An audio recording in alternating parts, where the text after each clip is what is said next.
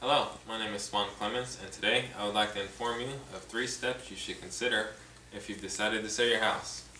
These 3 steps has helped me in the last month or so. I'm currently in the process of selling my own home, and hopefully I will soon. These 3 steps I like to call the PASS, P-A-S, P, pickup, A, air freshener, and S, stage. The first of which, pickup, is probably the easiest to grasp.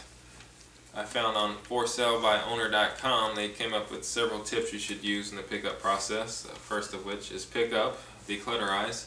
If you've got kids or dogs, more than likely they've left out a toy or two, or like my kids, many. Pick up. Put it where it needs to be. If you don't have somewhere for it to go, don't just throw it in a closet or under a bed. Organize it. And after you organize this stuff, go through it again and make sure that they play with all the toys. A lot of times my kids toss out their toys and never play with them. They just toss them out to get to the ones they want to get to. Well, take those toys, and now's a good time to donate them to the mission, or just toss them out after they've been used for a while. I'm sure they won't miss them, and you can always ask them about it, but get rid of the stuff that they don't use. Go outside and do the same thing. Look outside. Is there any toys out there that don't get used or are just sitting there? Pick them up, organize them, or get rid of them. If you got tree limbs outside that are hanging down or are already down, get rid of that. Make it as clean as you can. Also, in the pickup process, look at your kitchen. Many people eat. You have to eat. Don't leave dishes on the counter. Don't leave pots and pans on the stove. And don't just throw dirty stuff into the dishwasher. Buyers look into the dishwasher. They want to see that the dishes that are in there are clean, or if the dishwasher itself just looks good. And if there's dirty dishes in there, they're not going to think that the dishwasher either works, or they're just going to think that it's dirty and doesn't look good. So make sure you clean up your kitchen. That's a big selling point in many houses. Another thing on the pickup process is your to-do list.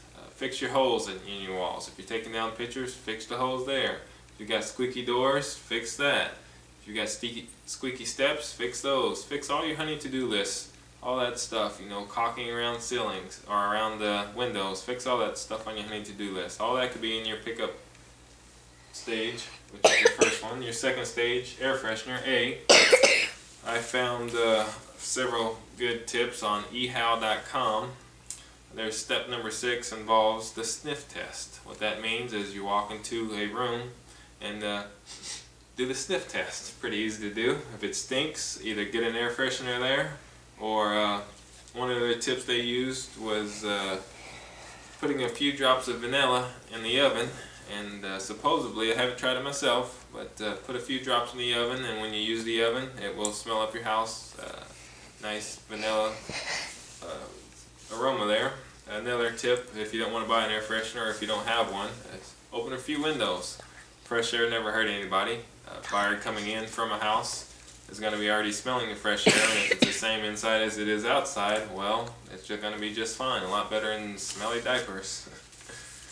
Our third stage, I found on HGTV's FrontDoor.com website, is probably the most overlooked part of selling a house until a month goes by. Like me, I didn't stage my house for the last month or so. Now I'm finally staging. I think it's going to sell now. What that involves is appealing to the majority of the buyers that come to your house. If you've got buyers that are kids, they're not going to be, or that have kids, they're not going to be looking for the same things as buyers that are grandparents. So try to appeal to all of it. If you've got a girl's room who's bright pink, well, paint it a different color. It doesn't have to be white. But paint it a nice neutral cream color of some sort. It doesn't necessarily have to be cream. I've got brown on my walls, as you can see here. I figured that was somewhat neutral. HGTV or FrontDoor.com, which is their website, came up with a few other things also. Downplay all your weaknesses. If you don't have a fireplace, do something else as your focal point, like television, and turn all your furniture towards the television. That could be your focal point. A lot of people want a fireplace, but if they walk into a room where they see something else as a focal point, well, they'll probably overlook it. Upplay or highlight your strengths. If you've got a huge basement, well, make sure that it's shown as a huge basement. Don't put a whole bunch of stuff in there to chop it up. Don't add rooms in there. Don't add walls in there to chop it up. Make it look open so that the people who have grandkids or the people who have kids can see that they can run around. Or the empty nesters who want a huge movie theater can put a huge movie theater down there, or a pool table. Don't leave stuff out.